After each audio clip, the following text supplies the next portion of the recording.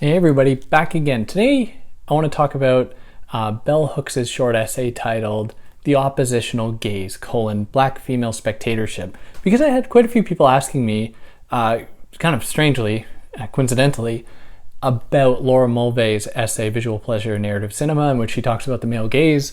People were asking for other resources about it, and I'd forgotten about this essay, and I was recommending this essay, and I realized I'd never actually covered Bell Hooks' essay here. So I've covered Laura Mulvey if you're interested in all that stuff, and this is a very good critique of that, without really being a critique. It's more a consideration of another angle when we consider spectatorship with the cinema, where Laura Mulvey really considers or centers the experience of white women, and that really leaves black women by the wayside. But yeah, before jumping into that, hi, I'm David. I try to explain philosophical concepts and ideas in a way to make them accessible to you. So if you're new, and there has been quite a few new people here that I've been seeing subscribing, so thank you for doing that. If you haven't already, go and do it. It helps me out a lot. And if you are new, you can leave a comment and tell me where you're from. I said this in my last video, but if you missed it, tell me where you're from and give me a reason why I should visit that place, because I need recommendations on where to visit, and I'd love to hear from you. If you haven't already, subscribe. You'll see videos I release every single week, sometimes twice a week. If you found this on YouTube, you're going to be able to find it in podcast form pretty much anywhere where you get podcasts.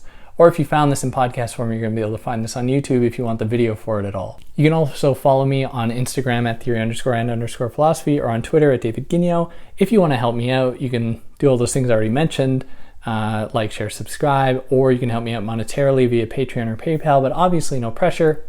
And yeah, don't want to waste any more of your time with that stuff. Let's jump into this short, important essay. Now, Hooks begins this essay by reflecting on her own experiences as a child, where her parents would punish her, and this is probably an experience many of us could relate to, punish us for staring, or in that case, punish her for staring at somebody, because it's rude to stare at someone. And this is especially true if they're a person of authority in certain spaces, where and this is really intensified in her experience, growing up as a black woman in a largely segregated area in the United States, it was a big deal if you were a black child and you decided for some reason to stare at a police officer.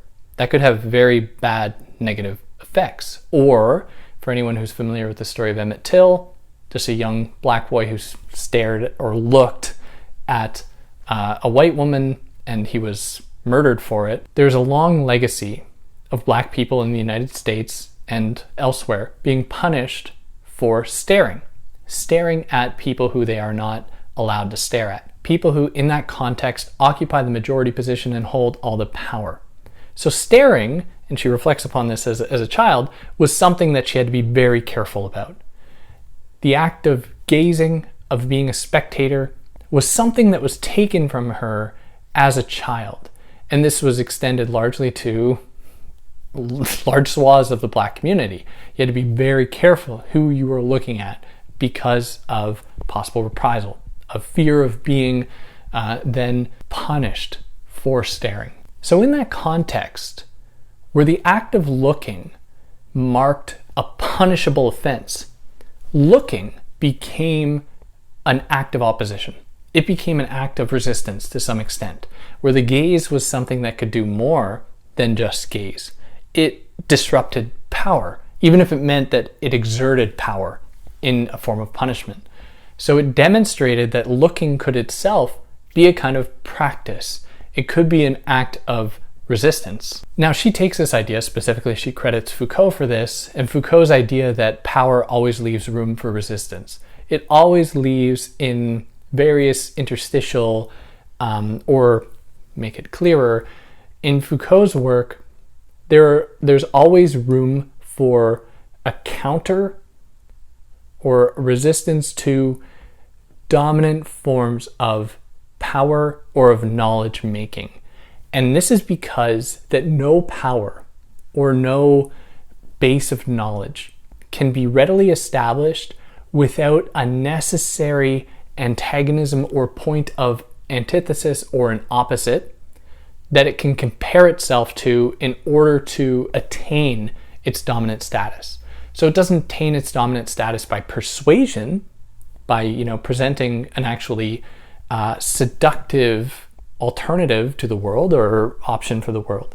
It says, we are not that silly thing over there. We are not that weakness over there. We are strong because we are not that weak thing. And so it doesn't actually bolster itself up because of its own power, but only by its comparison to an other.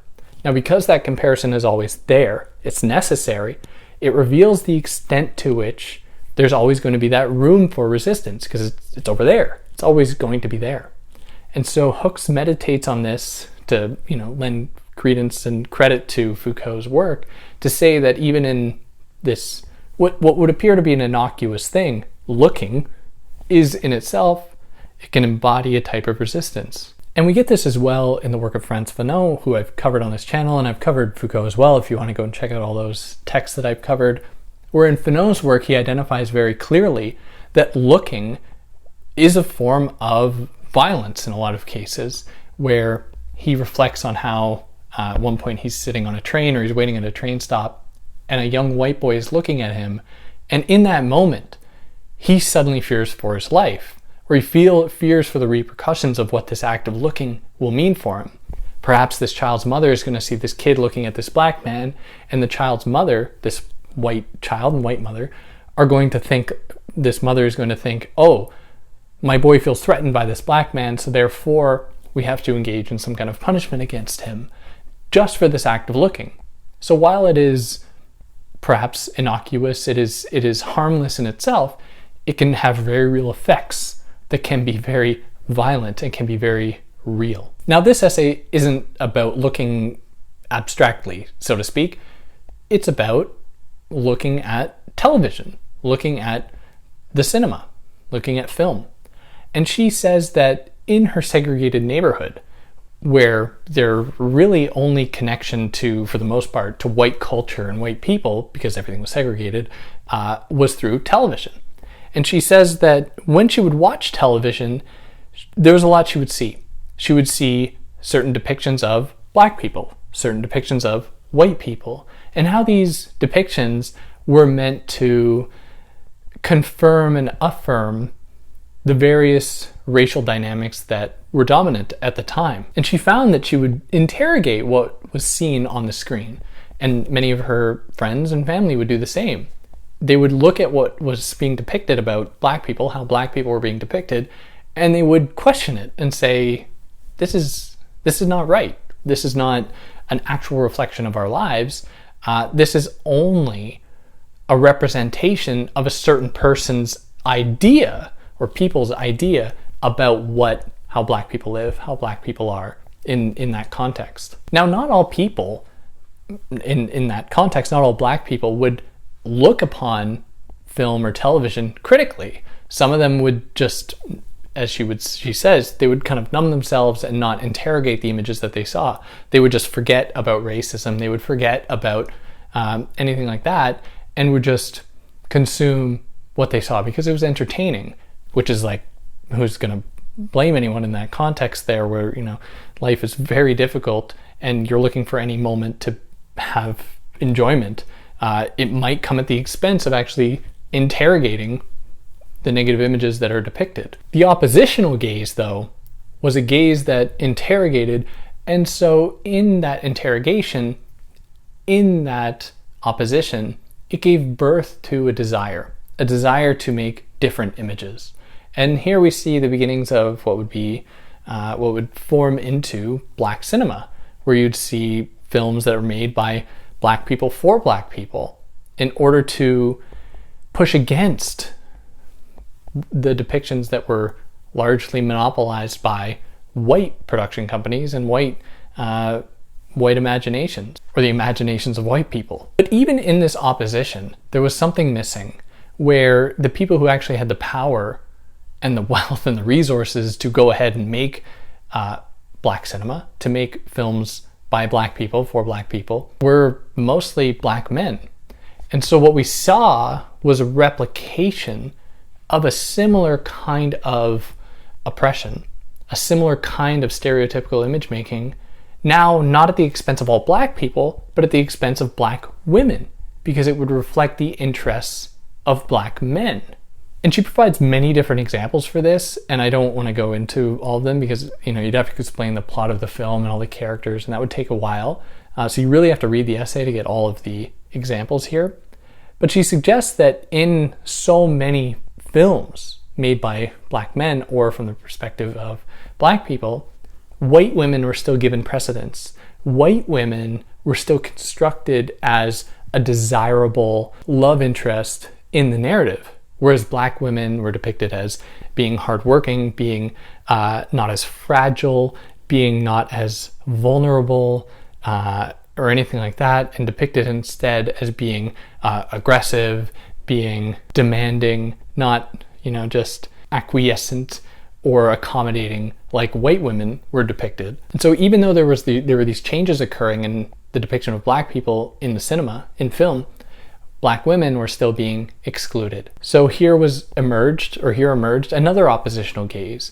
And this was an oppositional gaze from black women who would interrogate these images as really mirroring the same cycle, the same thing that in a lot of cases Laura Mulvey talks about of objectifying women. In her case, she's really only talking about white women.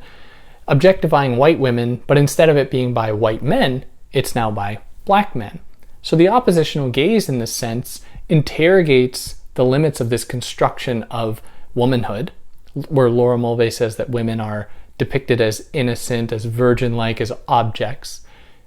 By considering the experiences and perspectives of black women, we see that that is not the case. In the case of black women, they're depicted as being aggressive. They're depicted as being demanding.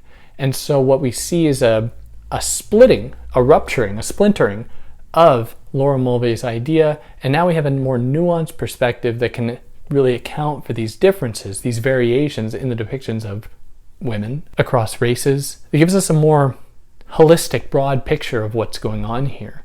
And it reveals some of the other hidden dynamics of Laura Mulvey's psychoanalytic approach, where it always centers white men and white women and their experiences and their family structures and their livelihoods as being the determining factors for any kind of representation and all the consequences from it as well. So again, but not all black women would see these images and think anything wrong of it.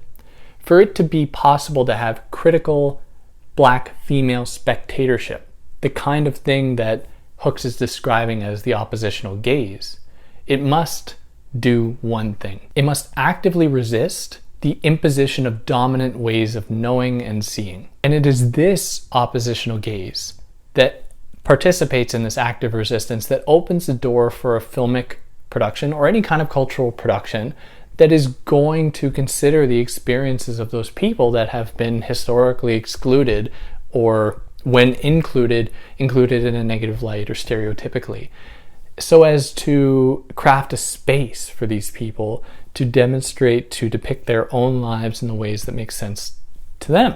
And that's pretty well it. I mean, she gives so many examples of film that, I don't want to go into each one of them for the reasons I said, but if there's anything I excluded that you think I really shouldn't have, I'd love to hear about it. Anything I got wrong, I'd love to hear about it. And yeah, please comment, tell me where you're from. I'd love to hear from you. If you've listened to this in podcast form and you like what I did, you can leave 5 stars if it's on Apple, I think, or whatever platform. Leave a review. And yeah, catch you next time. Take care.